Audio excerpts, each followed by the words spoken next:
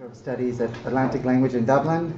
This is the first time I've ever actually taught or been a manager in an English-speaking country. I've taught all over the world, for example, in Vietnam, Sri Lanka, Borneo, Egypt, Portugal, and most recently in Tunisia.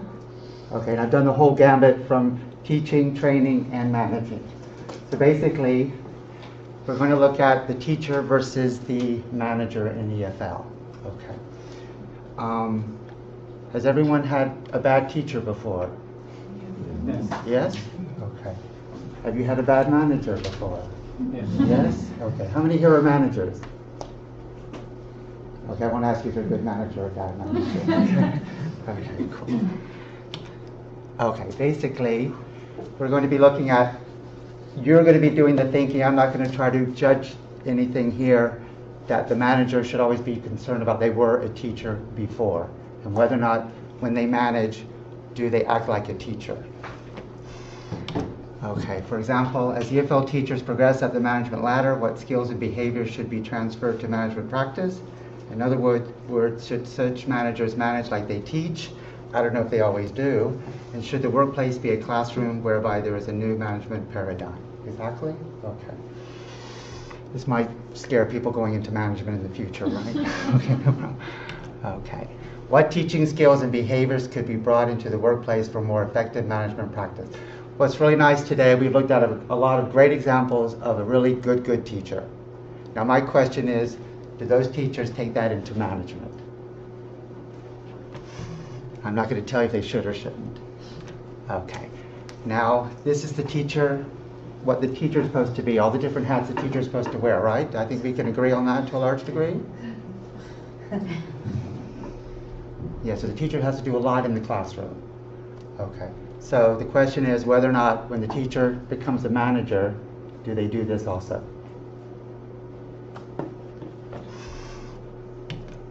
Okay. So I believe people would rather work for the best manager at the worst company rather than the worst manager at the best company. So I think most people, do you agree or disagree with this? Do you think the manager plays a huge role in the company and how they get together as a team, right? Okay, good. Okay. If it's a successful company. Okay. Now, this is one book. I don't know if you're familiar with this one. Anyone familiar with this? Okay. So you can have a look at this if you want to for further reading about the teacher goes into management. Because I think basically what happens, I know with International House and the British Council, the way you go into management is that you have to do the Delta. That's a requirement for all management. Now, how many people here have done the Delta? Okay. I don't know if that makes you an effective manager, but that's the question, right? Okay. Okay. I, on the other hand, go this way. I don't know if any of you are familiar with Peter Senge and the fifth discipline? No? Okay, good. So this could be follow-up homework for you, and you can look at this, right? Okay. Now he talks about the learning organization. He spells it with an S. Okay. And basically what he's looking at are 5 components of effective management. You have shared vision, you have personal mastery, systems thinking, mental models, and team learning. Right? Okay. Are any of those strange or different for you?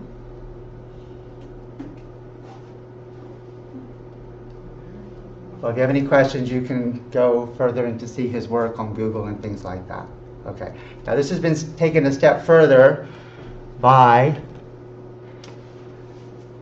into a learning school. A school culture in which the entire staff is encouraged to engage in personal learning, which feeds organizational transformation and vice versa. And who is this? Adrian Underhill. Yes. And we know all Adrian Underhill is, right? Yes, exactly. Okay.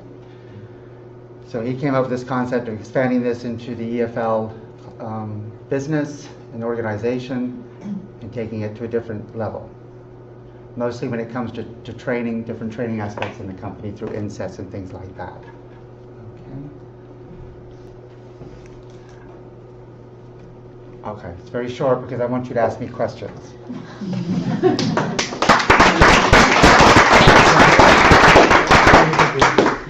Questions? Yes. What's the most challenging aspect moving from teacher to manager? Pardon? What's the most challenging aspects of moving from teacher to manager? I think one of the issues is that teachers tend to be very academic. And if you've done the Delta, that's very academic to a large degree. It's going into the more personal skills, understanding people, like you do in the classroom. You have to manage your classroom. You have to be not the sage on the stage, but the guide on the side. And I don't think a lot of managers take that step and do that effectively. Because if you treat the workplace like a classroom, I think you'll be much more effective. And then the workplace is less linear. You have team working. It's more chaotic, but I think it's more effective. Yes? Do you think it would be beneficial if a manager continues to teach regularly to stay connected with what's happening in the classroom? I do. I know in a lot of schools, I know that, say, the director of studies then more or less stop teaching unless they're covering the class. I think it's a law in Ireland that the director of studies is not allowed to teach. Oh, okay. But I do teach sometimes when I have to. I do like the classroom. I think it's very odd that you would go into management and not teach like you would with the company. Because some managers, they become completely different once they get into that management role. But I do believe that you should be able to teach. I love teaching. I like managing, so I do both. I find a lot of managers, I don't know about Ireland, they go into management because they don't like teaching. But your experience might be different than mine. Yes? What kind of effects did you find it had on your working relationships with colleagues when your role changed, like instead of being their peer, that you went into management? Well, I don't think it might have changed a little bit, but I try to get buy-in from teachers. It's not linear anymore. Mm-hmm. I tend to manage like I do in the classroom. I have to get buy-in, I have to convince people of things. It's a lot more work. Instead of telling someone what to do, I try to create a situation where they have to understand what I'm doing, and then they get the buy-in and they try to follow that course. But it does take more time usually. Okay. Anything else? Yes? A big difference between teaching and managing, that as a teacher you have more control of the variables, whereas as a manager, you know, there's less things that you can manipulate. So you have to respond a lot more. Well, I do agree to a certain point, but I do think in the classroom, if you've got troublesome students, how do you get them on board? Just like you have troublesome teachers. Mm-hmm. If you're trying to get them to pass a test at the end of the term and things like that. But it's still working with people and trying to get the buy-in on whether or not this test is important and whether or not with the teacher this thing that they should be doing is important. Mm-hmm. Does that make sense? Yeah.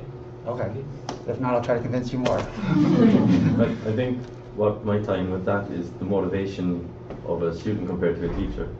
Like a teacher might just be there for money reasons or for professional development or for whatever, whereas a student maybe is mostly there just like, you know, they're focusing on the language, and it could be for a job later, but maybe they would be more willing to listen to you because they see you as someone who can help them directly. But wouldn't it be the role of a manager to work with that teacher so they do understand the customer service point and what I have to do as a manager if I have to work with people who aren't very happy and try to convince them to be happy? Yeah. I think it's basically like a student. The student's very miserable. How do I get him to do pair work, for example? Or if the student is dyslexic, a teacher can be dyslexic in a different way. How do I get them, doing different types of things so they're more productive in the team? One more down there. Yes. How would you deal if you had a problem when you were teaching, despite being the manager? Who would you take this problem to? If it had to, be solved through, the manager. You mean like a disciplinary? Say you're the manager, but you're teaching and you have a conflict in the classroom as a teacher that needs to be solved by the manager. How can you kind of separate the things? You know what I mean? Well, if I had a problem with the student, I would go to my manager to help me out, right? Right. Well, if I'm the manager, I have a problem with the teacher, I would go to my higher manager, wouldn't I? Also, there's a higher manager you mean as well? Okay. All Yeah, right. there's always a higher, Okay. yeah, the president of the company, the CEO or whatever.